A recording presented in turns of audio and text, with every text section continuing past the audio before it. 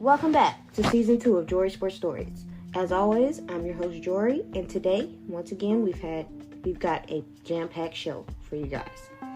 On the agenda for today, we have continued NBA playoff coverage and analysis. We have some news in the NFL regarding contracts and whatnot. And on this week's edition of Jori's Timeout session, we discuss referees in the basketball, respective fandoms, and more. Once again, we've gotten an episode that you don't want to miss. So tune in, turn the volume up, and let's get it.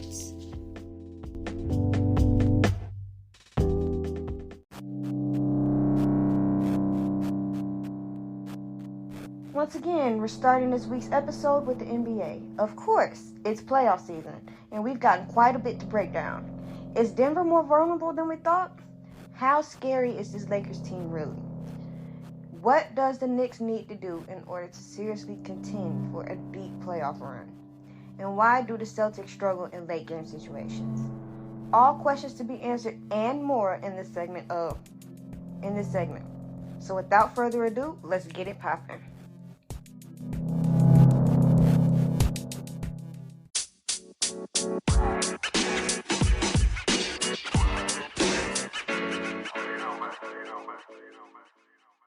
So this week in the NBA, I've had a few questions. Like, 1, what's going on in Boston? 2, are the Lakers really scary? 3, are there changes coming to Golden State? And some more. But first, before I even get into all of that, we're going to break down some of these playoff series that's been happening. Some games are occurring today, like the Lakers versus Golden State. We'll see if the Lakers can close that out. I believe they can because they have LeBron and AD and some veterans on that team that have playoff experience that know it's now time to close the gap. But without further ado, let's get into it. So I just mentioned that the Lakers and the Warriors are playing this evening. Excuse me. But we're gonna break down this series first. I'm gonna just talk about what happened a little bit in the last game. So when we come down to Lakers and Golden State, when Anthony Davis is consistent and he's healthy, what we've seen is that there's nobody on Golden State that can even contend with him. Draymond, Looney, Kuminga, whoever. 1, AD is huge. AD's tall, like 7 foot, I believe. So Golden State, I knew this was going to be a bad matchup for Golden State because they play small. Draymond is 6'1", 6'2"-ish, if that. We all know how small Steph is, but when you're going against somebody who's 6'10", that's a no-no. That's like a recipe for you to get killed. So it was size.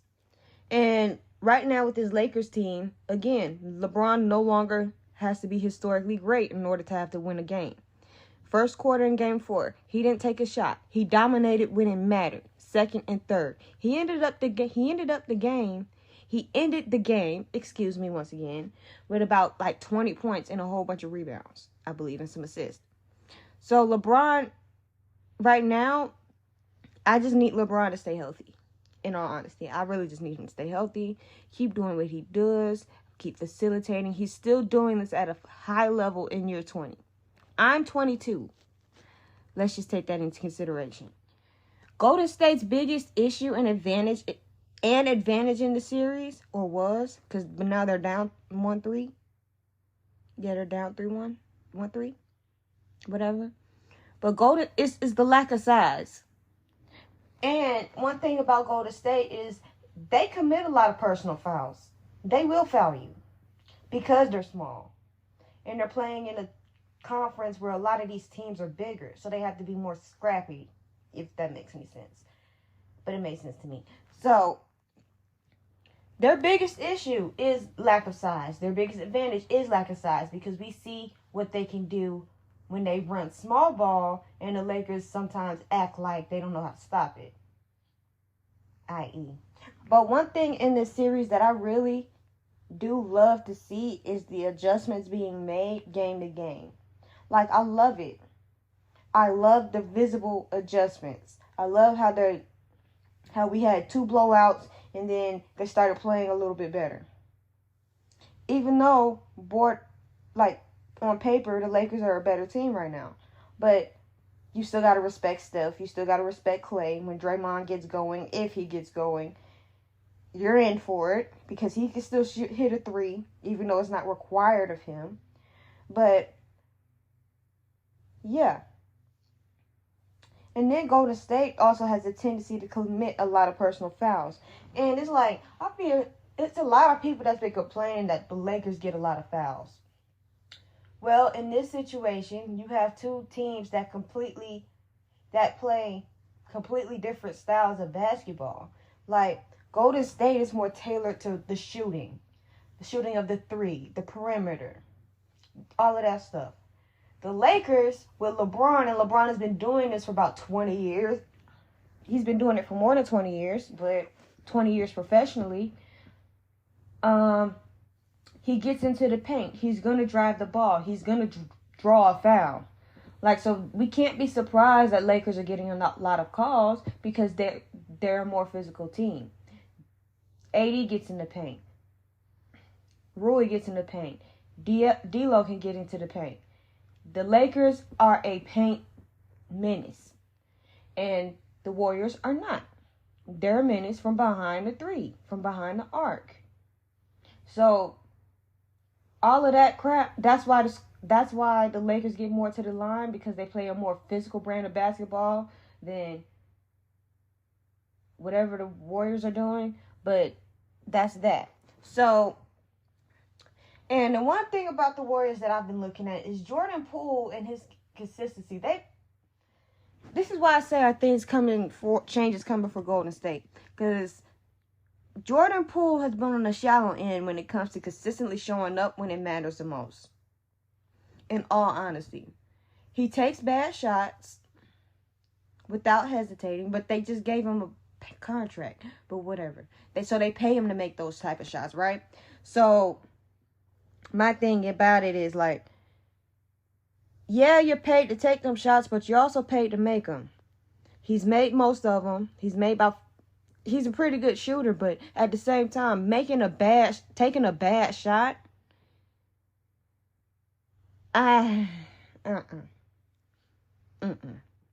And there's some issues going on in Golden State. I don't know if they need to just start getting some size on that roster.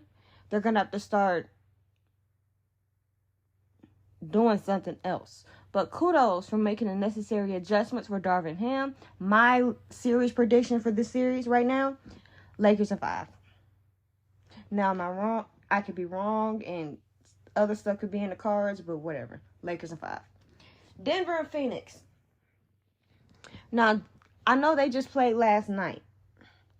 But the night before, even last night, because I saw a little bit of it,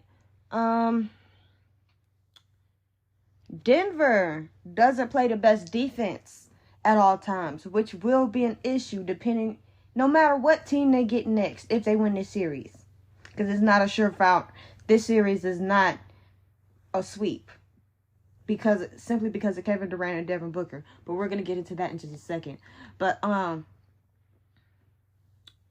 Denver doesn't play the best defense at all times, which will be an issue. If they play the Lakers next, which they probably will,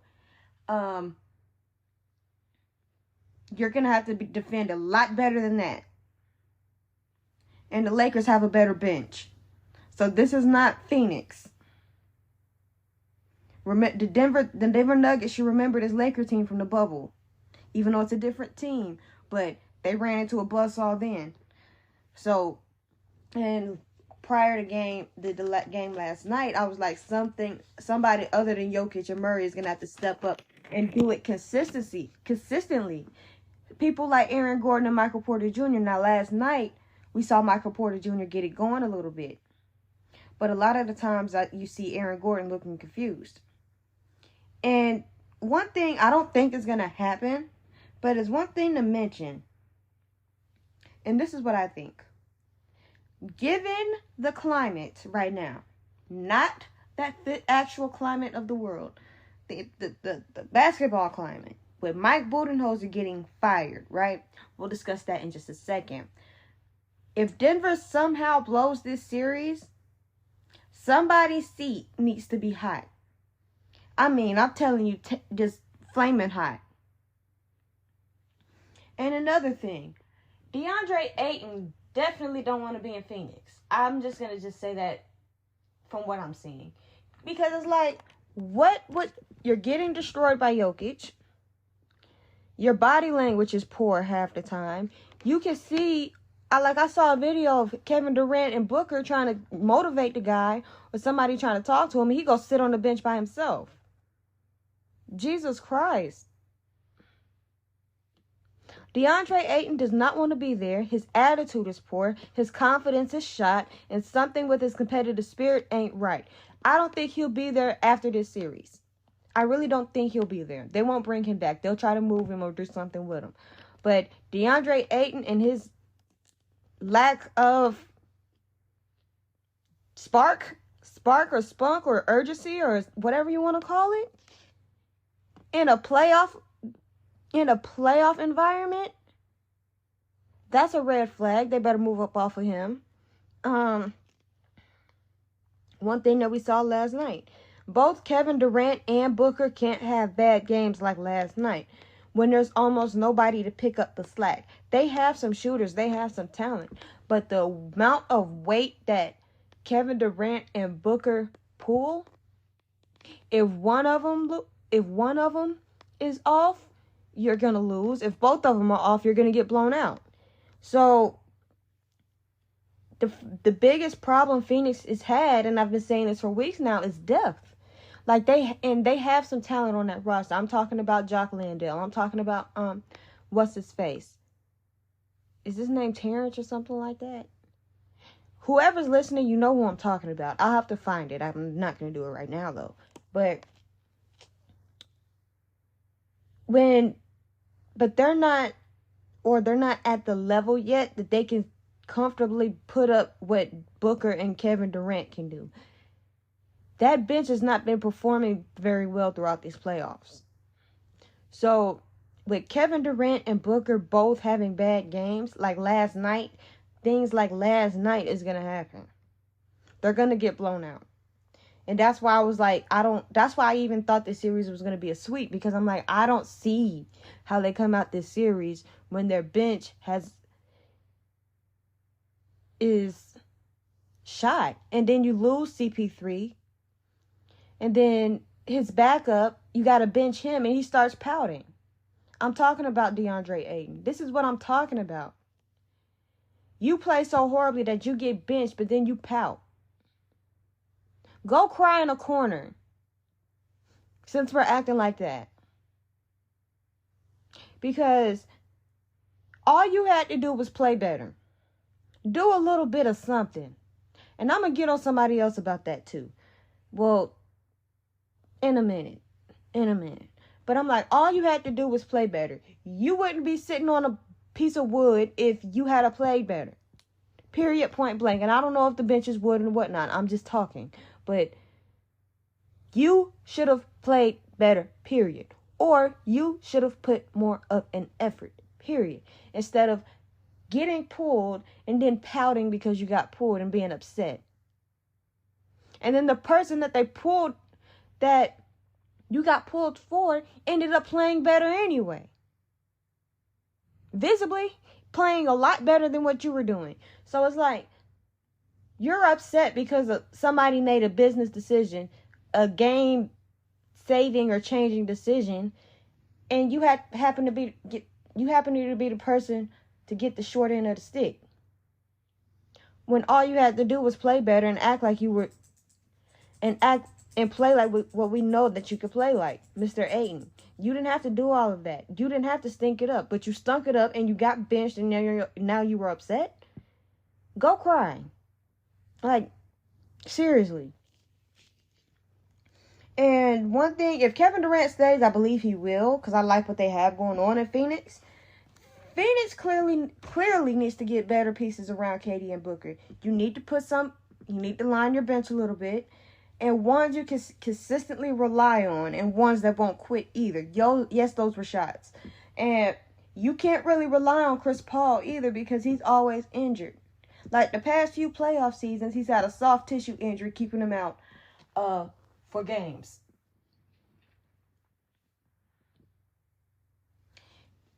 Sir, you're Chris Paul. Soft tissue injuries happen when you fall out of bed. That should not keep you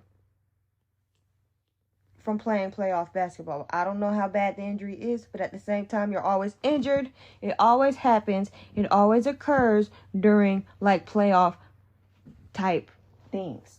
You know what I'm saying? Whatnot. And Knicks Heat.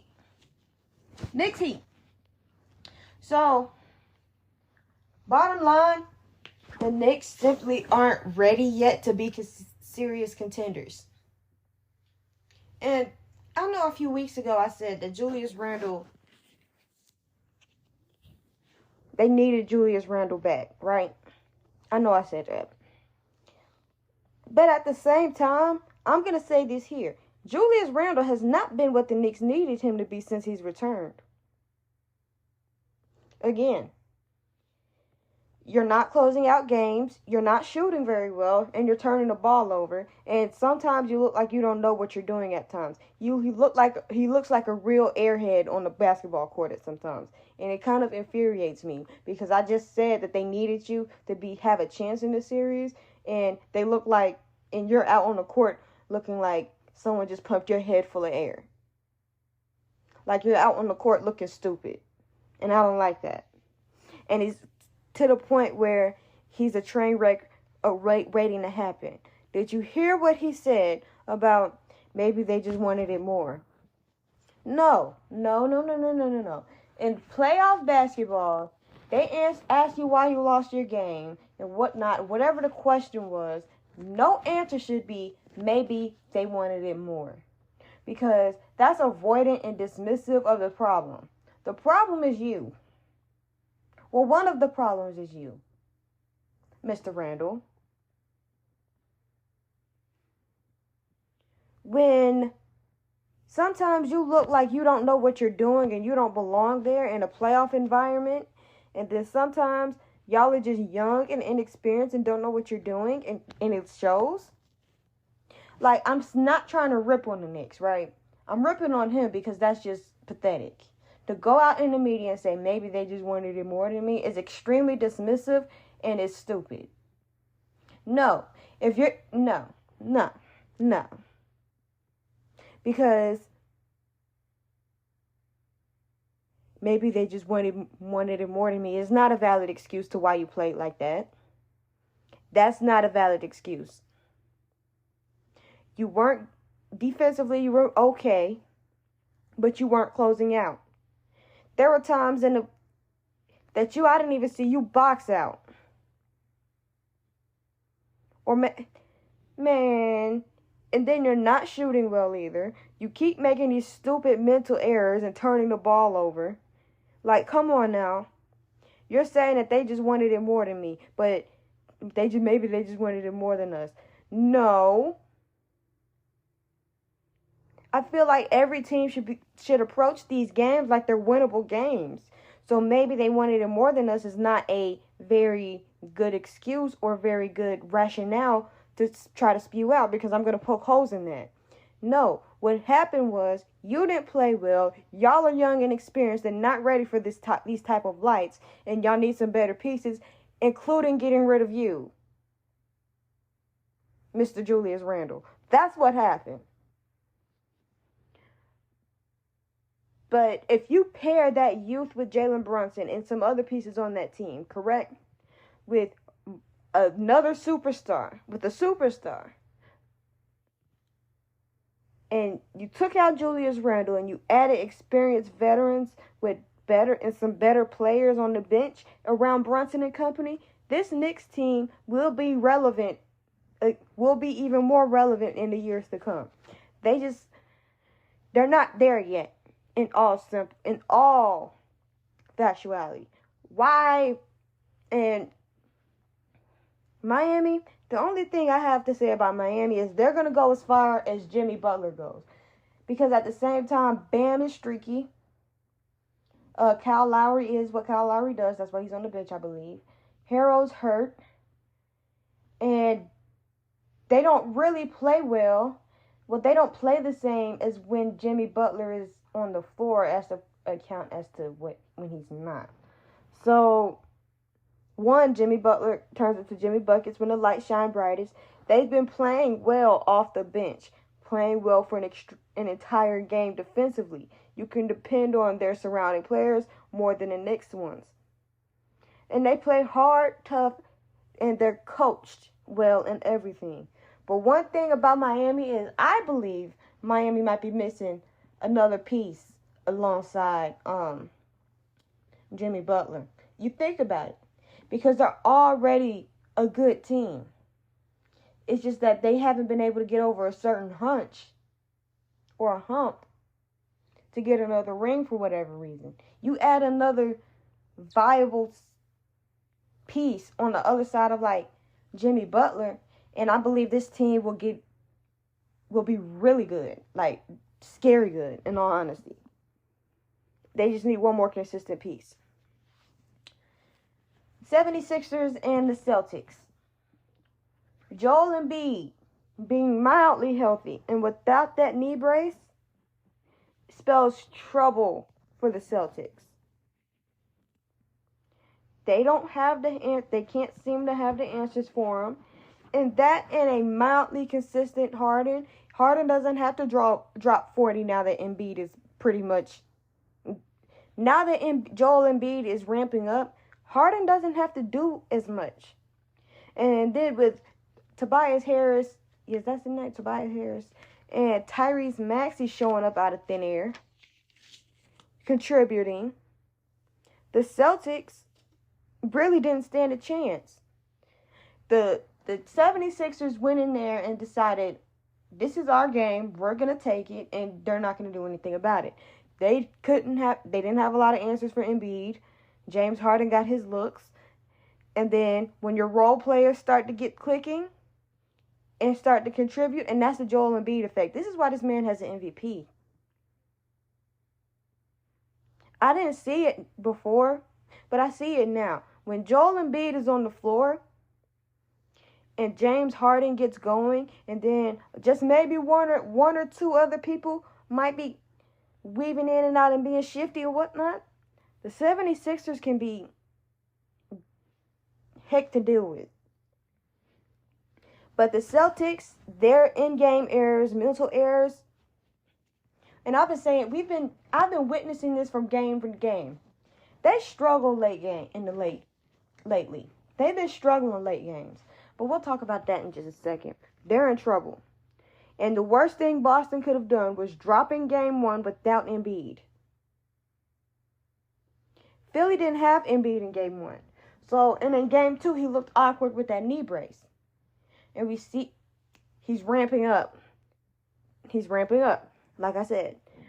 Embiid gets in his stride. Boston is very much in trouble. Once again, like I've said, he gets his teammates involved. And once he gets going, it's easier for everybody else to get going. Because you're trying to stop Embiid. There's Harden. There's Maxey who can do some stuff. There's Harris and some other people. I don't know their whole roster, but they're getting it together. And that being said, the Celtics are having a significant coaching downgrade from Ime Udoka, who's now in Houston. Let's see.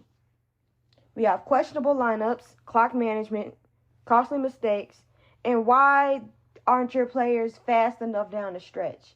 Now, that overtime game was hard to watch. I mean, it wasn't hard to watch, but that overtime game where Philly won. Oh, my God. If you have 11 seconds on the clock and you manage that clock correctly and you call a timeout right there, they would have won that game. But that was bad decision making. The coaches, I'm not even finna rip on the coach. I'm not. Because I feel like everybody else has been ripping on him. Yes, he's young. Yes, he's inexperienced. But these type of mistakes, yeah, they're growing pains and whatnot. But these type of mistakes with this type of Philadelphia team will get the Celtics sent packing. And all Philly has to do is win another game at this point. That's where we are.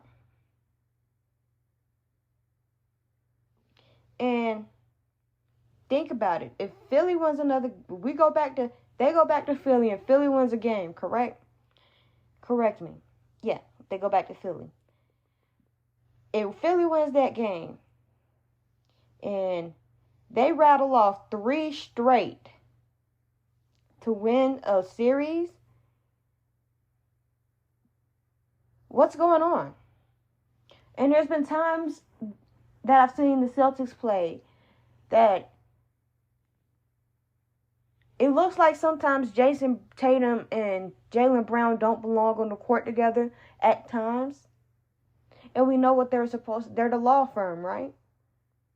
But I don't know. It's been cracks. The Boston Celtics have been cracking the series, especially in the late game. That's when it gets more noticeable. So if they don't get this type of stuff under control, and if Philly comes out next game ready to close this thing out, Boston better be ready to go to Cancun. That's all I got to say about that.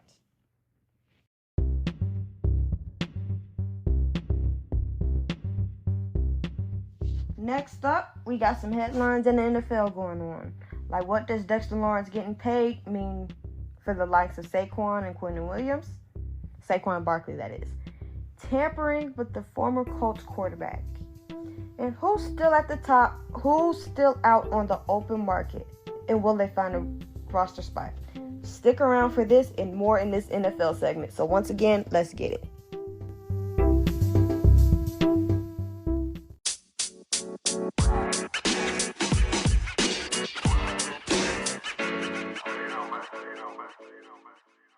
All right.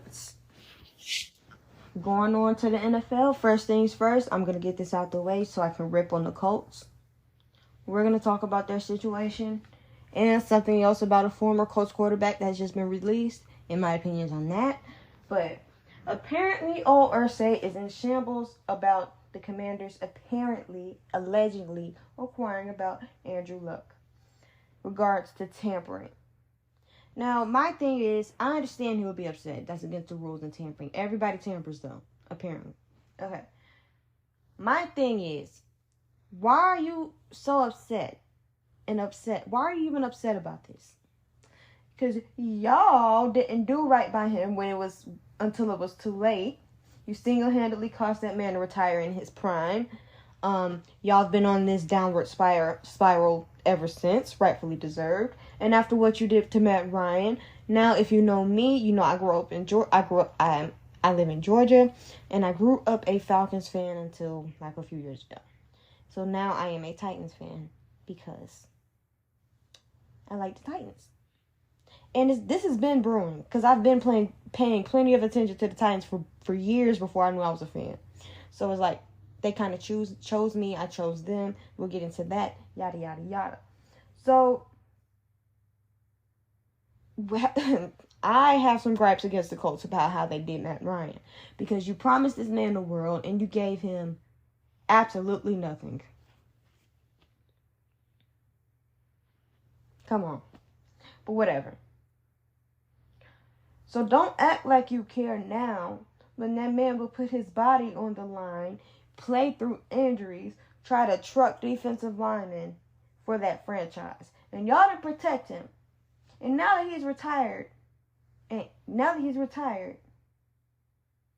and because of how he retired and when he retired, y'all were reeling as a franchise because of it. And it's your fault. Plus, this particular franchise also backdoored Peyton Manning. I remember that. So, yeah, with all due disrespect, they're getting what comes to them, and I hope it continues to happen. Jeez. And on to the next topic on today's NFL segment is Dexter Lawrence. Signed a 4-year, $90 million contract with the Giants, $60 million fully guaranteed. I'm not going to break down the whole contract. I don't have that with me, and I'm not going to do it. But I believe he'll be the second or third highest paid defensive lineman. And the market for interior defensive linemen has pretty much been set. What does that mean? Well, Titans paid Jeffrey Simmons. He's getting about $90-something million. About $60 million of that is fully guaranteed. Commanders paid Daron Payne. I'm not pulling up those numbers right now. But it's quite a bit. He's making about 22. Him and Jeffrey Simmons are making like $22 million a year. So, if my math is right. And so is Dexter Lawrence apparently now. So, where am I getting with this? Because it's been reported that the Jets and Quinnen Williams are nowhere near close to an agreement on a contract. So what does that mean? Is the man going to hold out? What is it? And then they still have to pay Saquon, even though I'm pretty confident that they can get it done. But at the same time, if they don't get it done, it really wouldn't surprise me. But my most important thing is Quinnen Williams, right? So, in this situation, his market has already been set because other teams were smart enough to go ahead and pay him, right? So, I don't know if is he on his 5th-year option? I believe so. I'm going to treat this like he's on his 5th-year option. So, if they make him play this 5th year out and they still don't give him a contract, they could franchise tag him. But what he's done to the Jets franchise is like, he doesn't deserve to be Lamar'd. And it's like I made up my own phrase for that, but that's pretty much what Lamar Jackson just went through. Played out the 5th year of his option, got a franchise tag. Luckily, they got another deal done, but with the Jets, they just bought Aaron Rodgers. They just got Aaron Rodgers. So they're on the cap for $60 million this year. I believe. Yeah, $60 million. What are they going to do with Quinnen Williams? Are they going to put this off until next year and just make it play on that option if he is on the option? Or are they going to place the tag on him? Or are they going to Lamar him? Who knows? But that's something that, as a Jets fan, I would seriously be kind of concerned about, because that's literally the anchor of my line. Quinnen Williams is the anchor of that defensive line for the Jets, in all actuality. Next, so 5th-year options. We're going to go into some more 5th-year options, notable ones. I know I went into some last week, but I'm going to go into some more as to why their options were either picked up or declined. But let's get into it. So, Mekhi Becton, Jets, they declined. They declined to pick up his option. He's one of those that's been kind of iffy. I don't know if his will is there. He was overweight. He was injured. He could just be lazy, unmotivated, and injured. But he also tweeted that he's a left tackle. Work hard, bro. That's why your option got declined. Because they obviously don't see it in you. They're willing to let you hit the market after this upcoming season. They're willing to let you go. That's what that means.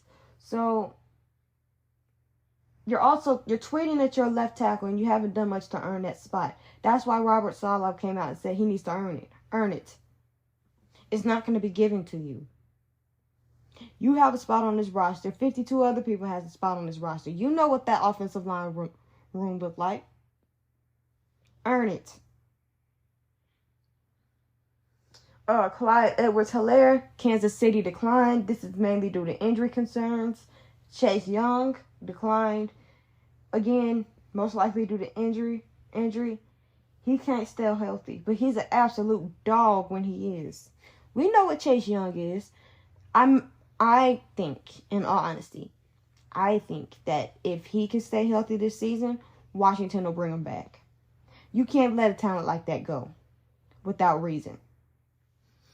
Tua picked up. That's a no-brainer. Jedrick Wills from Cleveland, he's an offensive lineman, picked up. He's one of the better O-linemen in today's league. I've watched him since he was at Bama. So I know he deserved to have his option picked up. He's a pretty solid offensive lineman. Jerry Jeudy picked up. The only reason why, I'm not holding the lack of anything against Jerry Jeudy. Anything like the lack of yards or whatnot, touches, whatnot, I'm not blaming Jerry Jeudy for that, because they've wasted his talent with subpar and mediocre quarterback play, Russell Wilson included. So as far Jerry Jeudy, when you play let me get this correct. When you play such a dependent position such as wide receiver, the person getting you the ball is the most important part. Because if they're not talented enough, or they can't do it, or they're lacking or something like that, it's going to show. They're going to have hard times getting you the ball. So they know what Jerry Jeudy can do. Hopefully Sean Payton can kind of revive Russ to be at least 80% of what he once was. But yeah, you don't lose that. You don't let him hit the free market when you haven't given him a chance. AJ Terrell picked up. One of the better corners in the league when healthy, to me, because I do get to catch some Falcon games living in Georgia. CeeDee Lamb picked up. He did make that jump. He's a dog. Dallas would be slow to not pick his option up, in all honesty. Jalen Reagor, Minnesota, declined. He was drafted by the Eagles. Then in August of 2022 was traded. He had selective catching. So he didn't pan out in Philly, and he's not panning out in Minnesota so far. So he might be on somebody's bench next season as well as wide receiver 2 or wide receiver 3. Who knows? I mean, not this upcoming season. Well, next year, after this upcoming season. Brandon Ayuk, San Francisco, picked up. Another no-brainer. San Francisco needs to figure out what they plan to do at quarterback if Brock Purdy isn't progressing as far as they would like to. But I hope he is. I've heard that he is. And I think that's Brock Purdy's job. And now that we've passed the draft and all of that stuff, I want to just key in on some notable free agents that really haven't found a home yet. And this is kind of like a weak class of free agents, if we're being honest. So, we got Zeke. Now, with Zeke, we've heard rumblings that Bucks could be a spot as a backup, and a return to Dallas at a cheaper rate is still on the table. So that's with Zeke. Leonard for Kareem Hunt, he could find himself on a roster spot as running back number 2 or running back number 3. Again, the reason why I'm saying things like that is because we had a really good round of running backs coming out of college this year. We had some solid running backs coming out of college. So these free agents, if they're going to find a spot, they're going to be backups, especially to teams that have young running backs or a veteran pretty deep, or have a veteran running back that's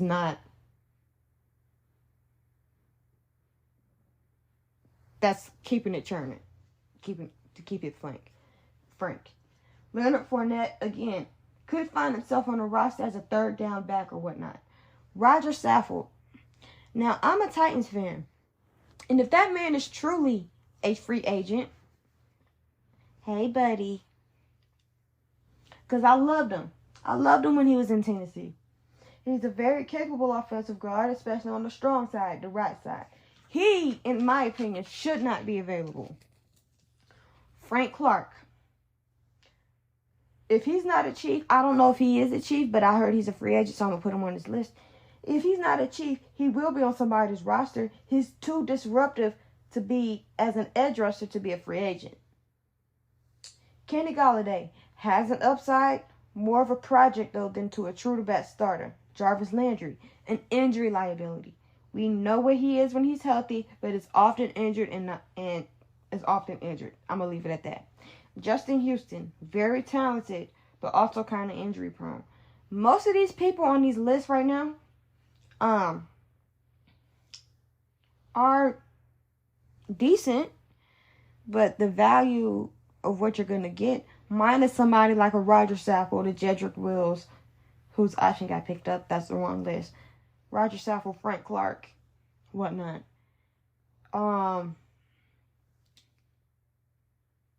These free agents, they got some baggage, to say the least. And before I end the segment, before we even start, because the NFL schedule release is tomorrow, but they've also released they've released the international series today. So we're going to go into that, because they're going to have like 3 games in London, 2 in Germany.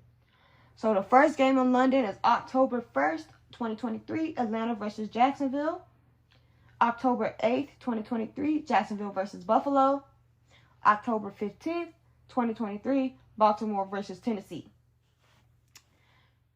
Germany, November 9th, 2023, Miami versus Kansas City.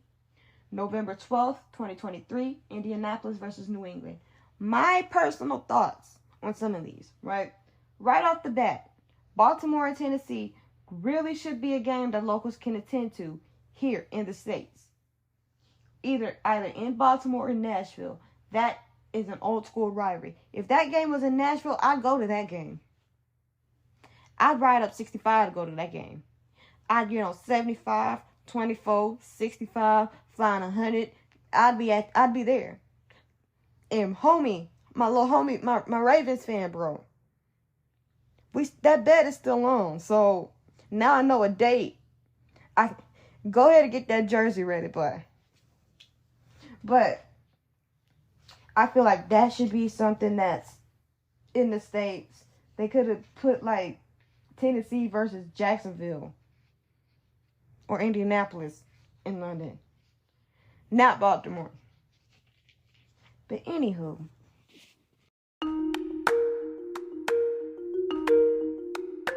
boy oh boy, welcome to this week's edition of Jori's Timeout Session. And on this edition, we'll be covering referees, when to blame them, when not to blame them. We'll also be discussing some random aspects of fandom. All of that and more coming up on Jori's Timeout Session.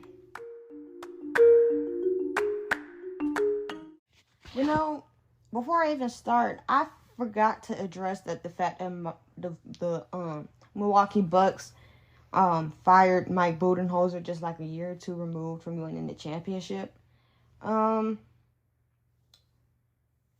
Yeah.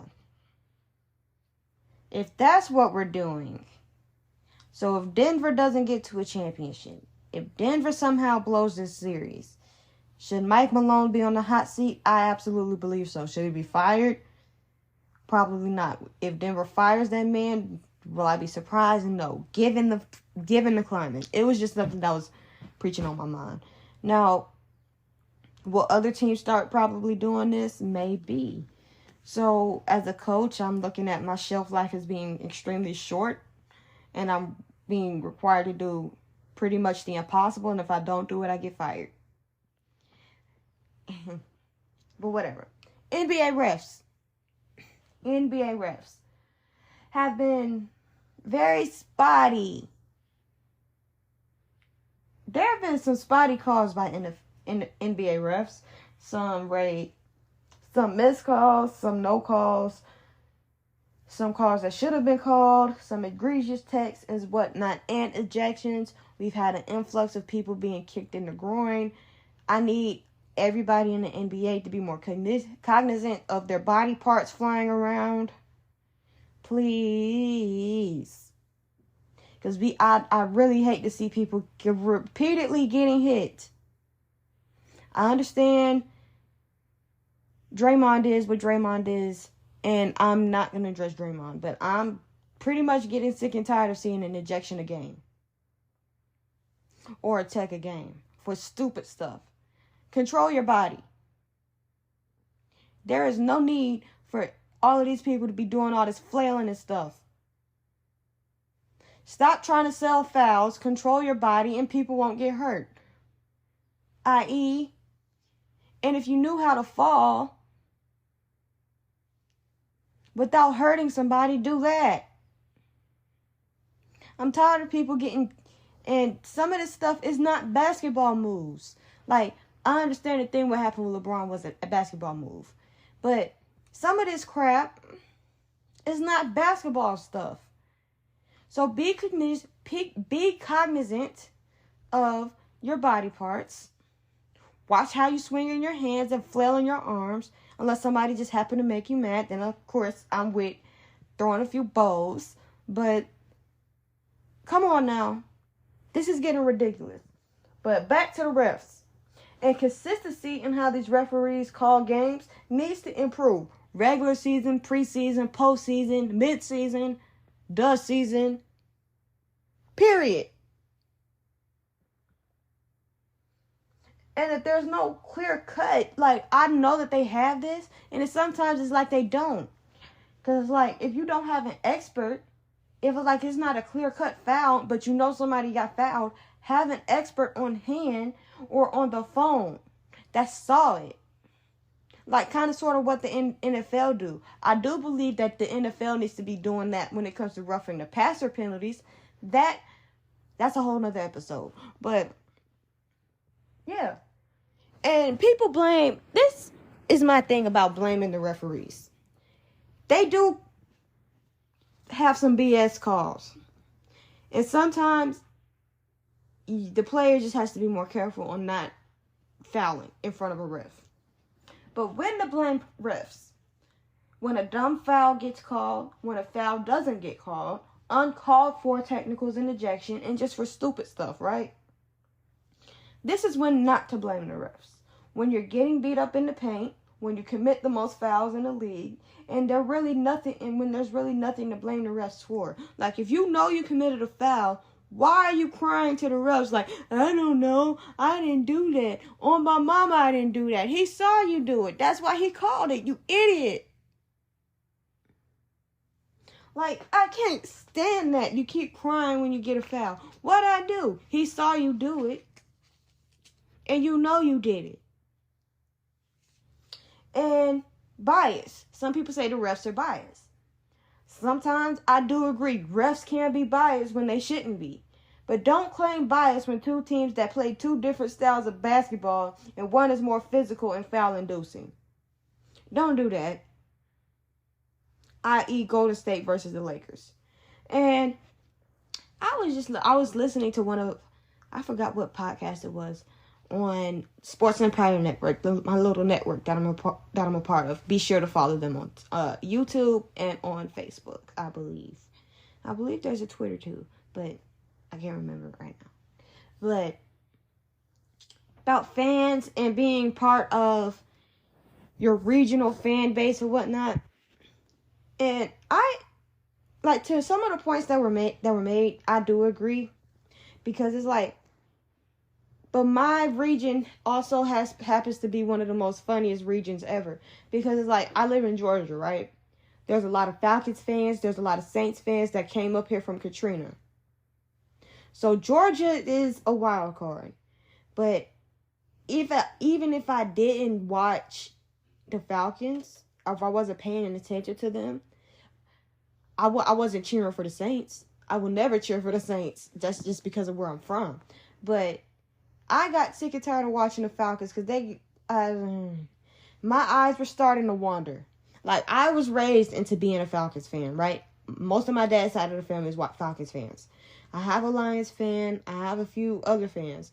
But most people are Falcons fans in my family, right?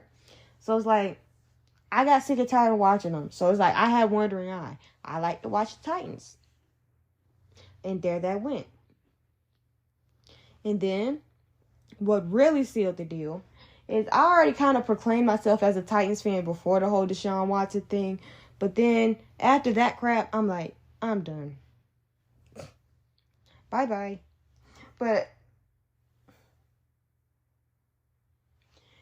no, for real. Like, and then I do my research to an extent. Like, if I'm a fan of something, I like to know stuff. And just because I'm I'm young, does not mean I don't know stuff.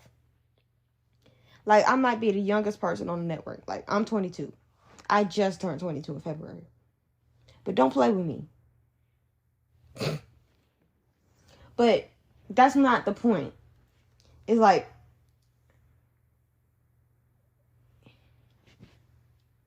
me. And another thing is, I may have or may have not followed Derrick Henry to the Titans. That's probably what got me to pay attention. But it was before that, because I started liking the Titans like in 2013-ish. It's 2023. And I really said I was a fan 2016, 2017. Because they were starting to irritate me because they weren't running my running back enough. And then, voila, bam, he here now. And then my college team is Alabama. Now, I was also born into the Alabama thing. So anybody who tells me I'm an Alabama fan because I like Nick Saban and I was paying attention in 2015, I'm going to look at you sideways. I was born into this, man. Like, I was born into this. I actually went to the school for a semester and I want to go back. Like, I'm working my hardest to go back.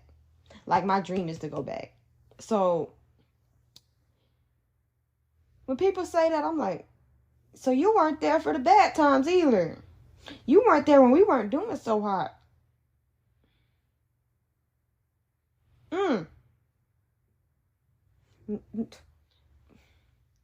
And I don't really watch college basketball, but if I do, I'm watching Alabama. Again, that's my school, that's my allegiance. But, like, what's so very, like, entertaining about fandom is, like, people be a fan of different things, of different teams and, like, different areas for different reasons. Like,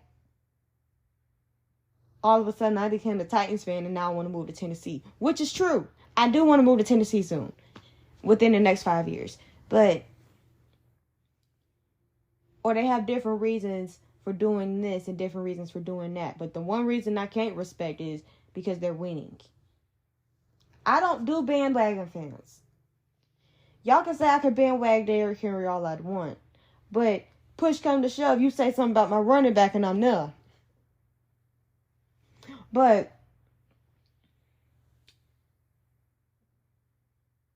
I don't do bandwagon fans that just jump from team to team to team to team.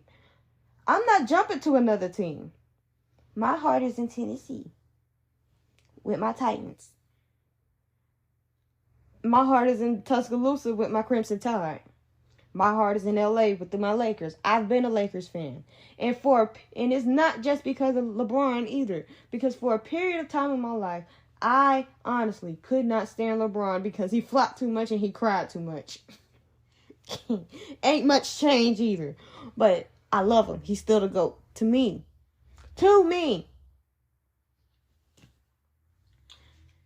But bandwagon fans are insufferable. Cowboys fans are insufferable. No. Cowboys fans are just delusional. Chiefs fans are insufferable. Come at me, bro. But yeah. But it's like one thing I find interesting is like people have so many different reasons to root for a specific team. I just don't respect it's because they're winning. And I like Nick Saban. I mean, I respect it, but at the same time, as a part of that fan base that's been there for a minute, and I'm sure people, when they hear my reasoning for joining the Titans, will look at me sideways. But I'm here now, and I ain't going nowhere. Period.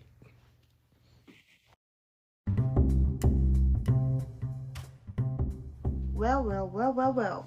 We've reached the conclusion of this week's episode of Jori Sports Stories, and as always, I'm your host, Jori, and I hope you all enjoyed today's episode. If you like what you heard, feel free to share the podcast, and let's grow the audience. For updates and more, follow us on Twitter at Jori Stories, JorisStories. and on Instagram at JDS_sports stories. Don't forget to follow Sports Empire Network on Facebook and on YouTube. I'll be on there on the Coffee and Sports Morning Show from time to time. And tune in next week for more playoff coverage and analysis. Thank y'all for listening today, and I'll see y'all next week.